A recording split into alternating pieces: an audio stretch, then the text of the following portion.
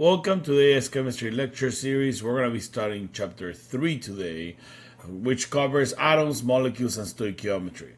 This is a chapter where basically we put everything we know about mole conversion, stoichiometry, and the such from honors chemistry together into much more complex questions.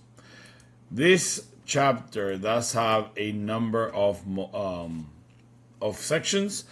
We have eight different sections that we're going to go through, as well as a practical exam that we're going to look at, and possibly a second practical exam after chapter 3.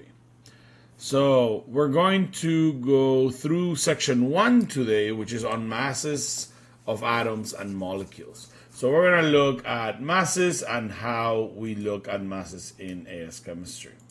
Now, we're going to start with something you learned last year, which is the atomic mass. Now, atomic mass is something we learned in honors chemistry, but we use different wording in Cambridge. The unified atomic mass is what the official title of atomic mass is, and it's used for atoms and subatomic particles, which are too small to measure in grams. And that's the key here. We use unified atomic mass for atoms because it's such a small number for the grams and kilograms that it's unrealistic to really work in grams and kilograms. The unified atomic mass is also a unit. It's a unit with which we measure small things. So not just atoms, but also things like protons, neutrons, electrons, and the such. The official definition for the unified atomic mass is 1/12 of the mass of the carbon-12 atom. So we use this as a standardization method because the carbon-12 atom is something physical. It's a constant in the universe, and its mass does not change. Carbon-12 atoms will always weigh the same amount, they will always have the same mass. And so by saying 1/12 the mass of a carbon-12 atom, what we're essentially saying is that one atomic mass unit is comparing any subatomic particle, any atom, to that carbon-12 atom. Since this is 1/12 the mass of carbon-12, and carbon-12 has 6 protons and 6 neutrons, 12 in total, we're essentially saying that one unified atomic mass unit, or AMU as we normally call it, is roughly the mass of one proton or one neutron. Now I say roughly because the proton and the neutron have relatively the same mass, but it's not exactly the same. So one AMU is roughly equivalent to one proton or neutron, or roughly 1.66 times 10 to the negative 27 grams. A much smaller unit, right? So that's what we use for any of the mass units or any of the mass measurements for atomic or subatomic level things like protons, neutrons, electrons, atoms, etc., etc. Now, masses in chemistry are varied. There's a lot of different masses that we can talk about when we talk about the atomic world and molecules, ionic compounds, etc., etc. The ones on the screen here, the 4 on the screen here, are what we are more likely going to encounter in AICE chemistry. Now, for all of these masses, we usually measure them in AMUs, in atomic mass units. So for most of these definitions, you'll see that we say compared to the value of the unified atomic mass unit, or essentially what that means is compared to 1/12 the mass of carbon-12. Now, here we have the very first one is the relative atomic mass, which we symbolize with AR. This is the atomic mass we learned about last year. The relative atomic mass is used for mass calculations of any element.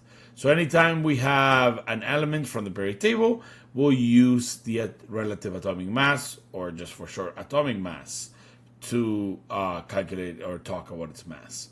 The relative atomic mass is defined as the weighted average mass of atoms in a given sample of an element compared to the value of the unified atomic mass unit.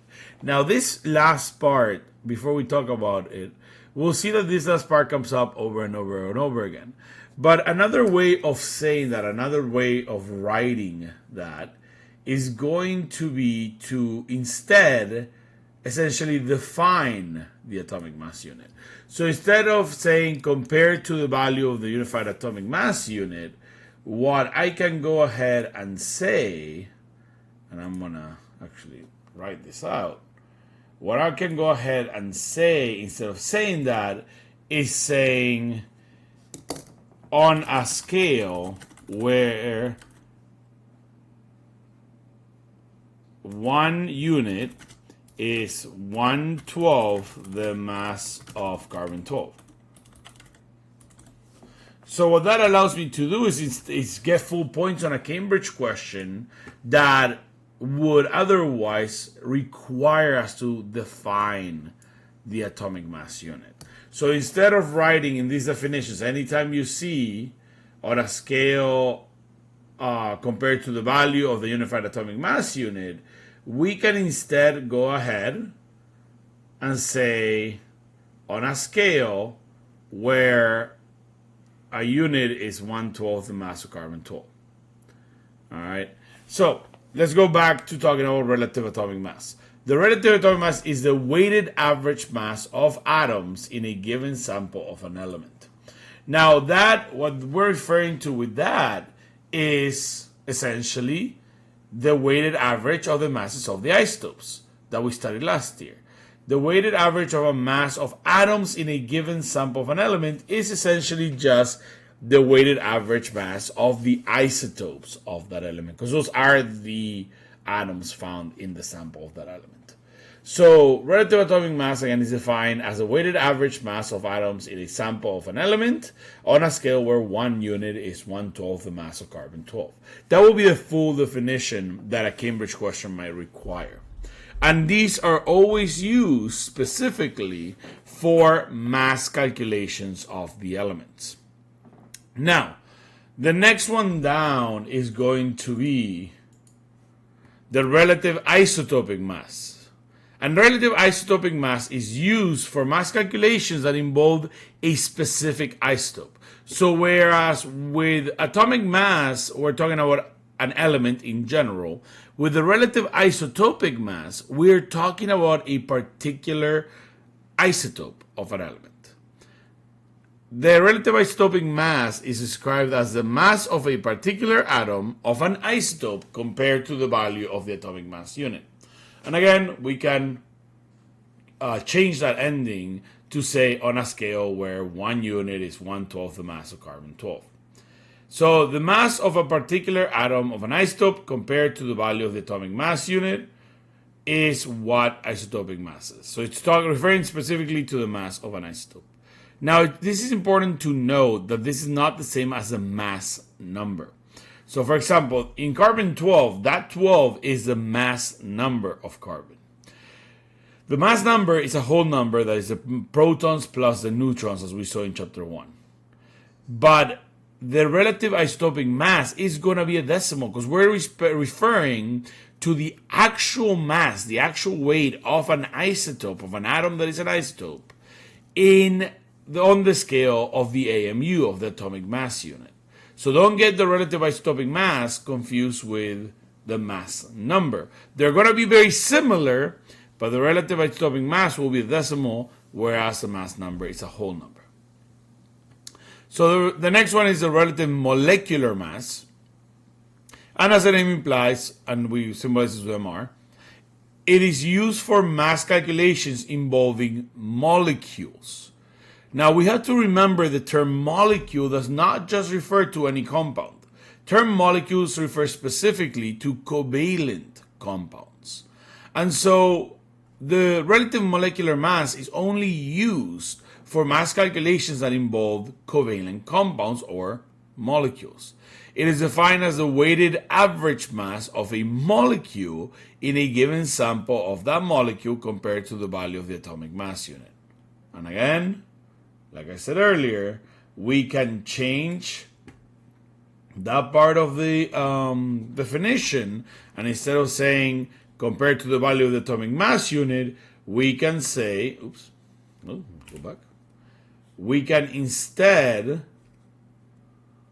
say on a scale where 1 unit is 1/12 the mass of carbon-12. That's what we want to do on the AICE exam. Because when we are talking about the AICE exam, the burden of proof is on you. They're not going to assume that you know what an atomic mass unit is. You have to define an atomic mass unit. Sometimes you will need to, sometimes you won't, but you won't know until you look at a mark scheme, so always do it in case you need to. So compared to the value of the atomic mass unit is not enough because it's not showing that you know what the atomic mass unit is. Instead, we say on a scale where 1 unit is 1/12 the mass of carbon-12. So again, the relative molecular mass, the weighted average mass of a molecule, covalent compound, in a given sample of that molecule. So it's essentially the same as relative atomic mass, but instead of being for an element specifically, atoms of an element, we're talking about molecules of a compound that is covalently bonded. And so you should come to no surprise that the next one is then the relative formula mass. Oops. The relative formula mass is exactly the same as the relative molecular mass, but is used for calculations involving compounds that contain ions or ionic compounds. So it's essentially the same as a molecular mass, but it is for ionic compounds. So relative formula mass is defined as the weighted average mass of one formula unit compared to the value of the unified atomic mass unit, which we already said, we can say on a scale where 1 unit is 1/12 the mass of carbon-12. So the weighted average mass of one formula unit compared to the value of the unified atomic mass unit. Now, what is a formula unit? Remember from honors chemistry, a formula unit is the simplest formula for a covalent giant structure or an ionic giant structure. So it is the simplest formula of an ionic compound like NaCl or MgCl2. Those are formula units. So all of these are essentially talk about the same thing. We're talking about the mass of something. Some of them are weighted averages. The only one that is not a weighted average is the relative isotopic mass, which is an accurate number. But all four of these are talking about the mass of something. What varies from this to this to this is what is that something. Relative atomic mass is talking about the mass of an element, the weighted average mass of an element. The relative isotopic mass is talking about the specific mass of an isotope. The relative molecular mass is talking about the weighted average mass of a molecule or covalent compound. And then the relative formula mass is used for the weighted average mass of one formula unit of an ionic compound. Again, formula unit being the simplest formula for an ionic giant structure or a covalent giant structure, which we have not talked about yet. We will talk about that in chapter 4. All right. So be careful how you use these, because these are going to matter, their definitions. Now, when we talk about the mass of a compound, where we're talking about the relative formula mass or the relative molecular mass, as we do with compounds that are ionic or covalent, we can find the relative molecular formula mass of a compound simply by adding the relative atomic masses of the elements that make up that compound. Now, this is something that y'all should already know how to do from honors chemistry, and it's something that's very simple. For example, if we have water as our molecular compound, if we wanted to know the molecular mass of water, all we will have to do is find the atomic masses, the relative atomic masses of the elements. Hydrogen has a relative atomic mass of 1.00794. Obviously, we would normally use a much smaller number of digits. Oxygen has a relative atomic mass of 15.9994. both of those in atomic mass units, or 1/12 the mass of carbon-12. And so if we wanted to find the relative molecular mass for these, all we had to do is multiply these atomic masses times the number of atoms of that element that there are in the compound, in this case in water, and then add them up.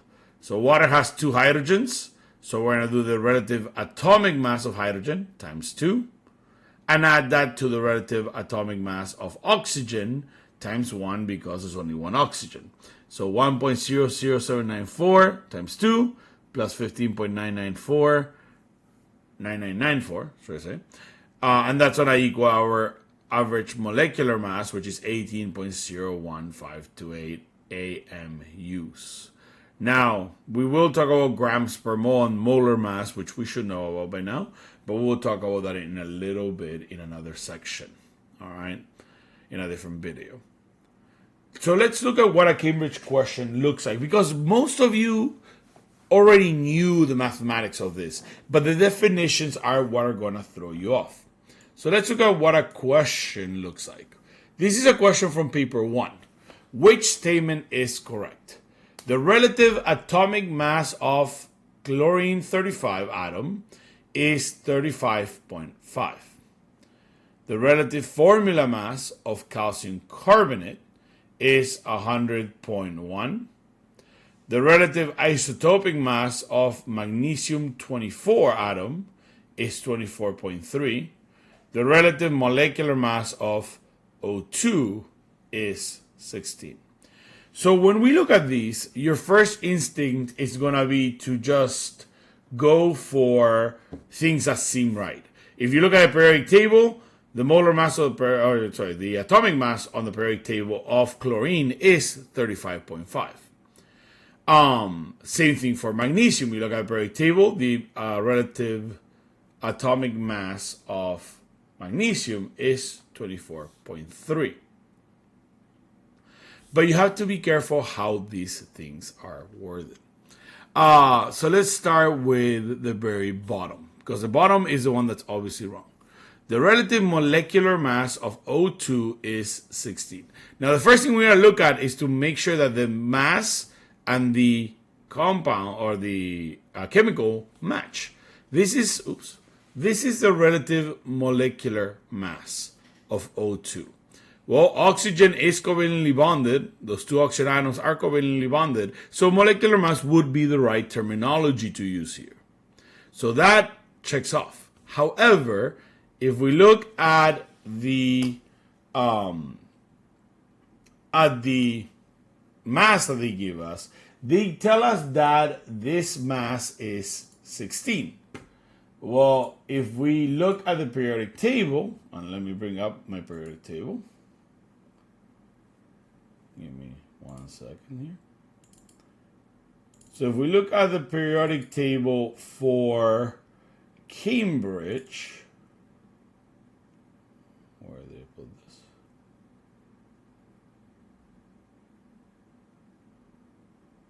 Here it is. If we look at the periodic table for Cambridge, we have oxygen right here with its atomic mass of 16.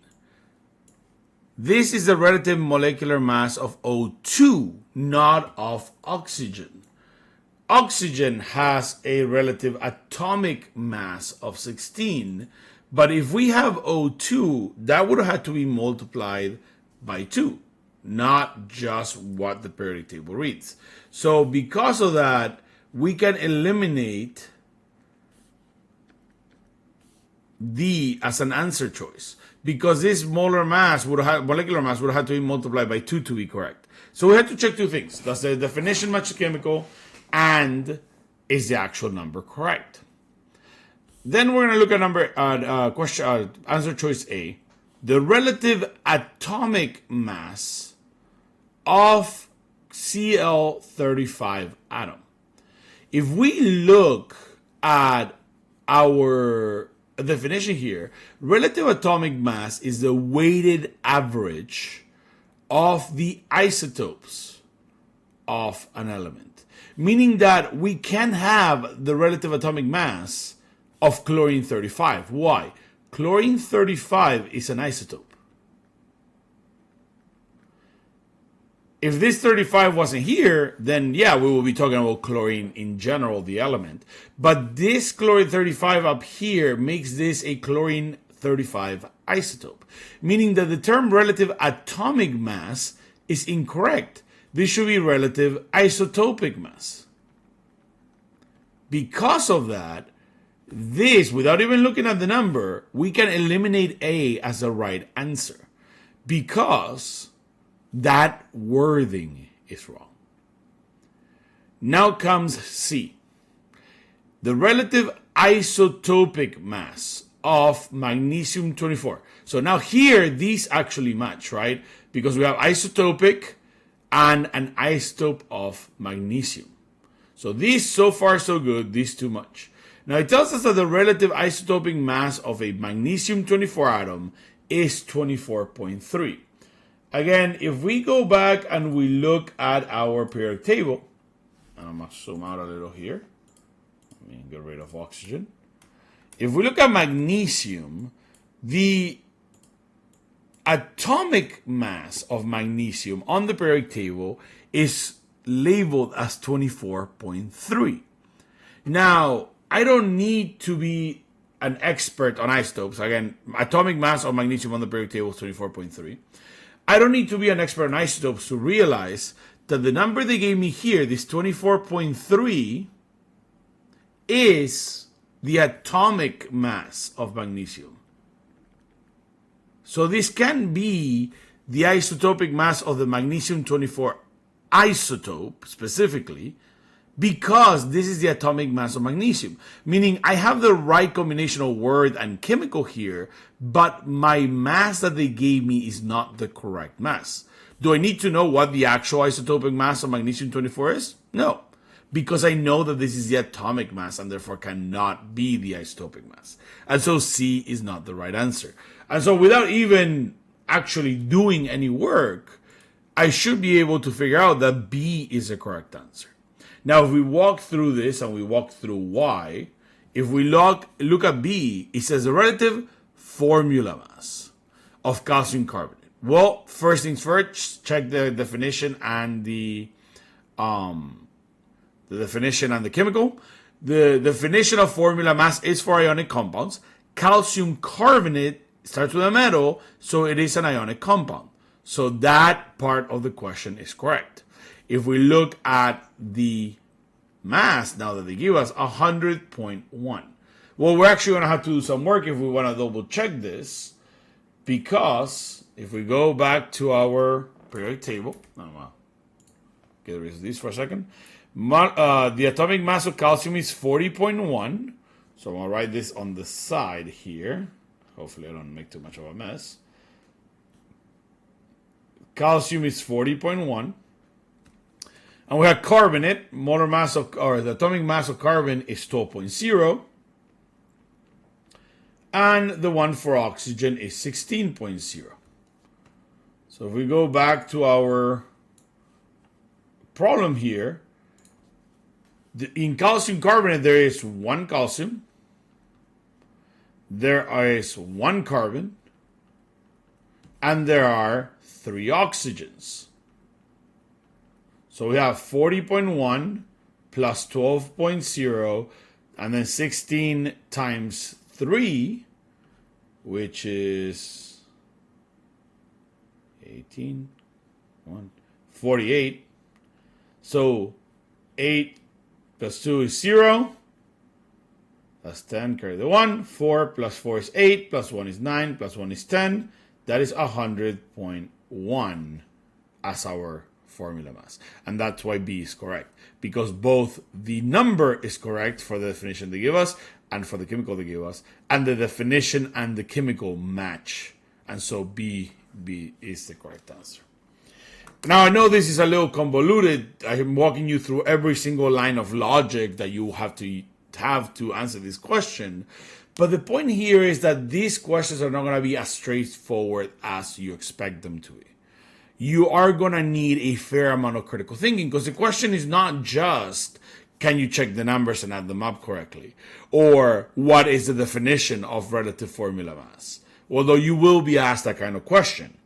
Some of the questions require a higher level of thinking to make sure that every part of the answer choice is correct. Especially these questions where it's a very short and brief question. Which statement is correct? In this kind of question, it's not about understanding the question, but understanding the answer choices. That is it for section 3. Section 1 of chapter 3. Section 1 of chapter 3 covers these masses because we're going to keep using them as we go through the rest of the chapter. Thank you for joining me for this video, and I'll see you in the chapter 3, section 2 video coming up.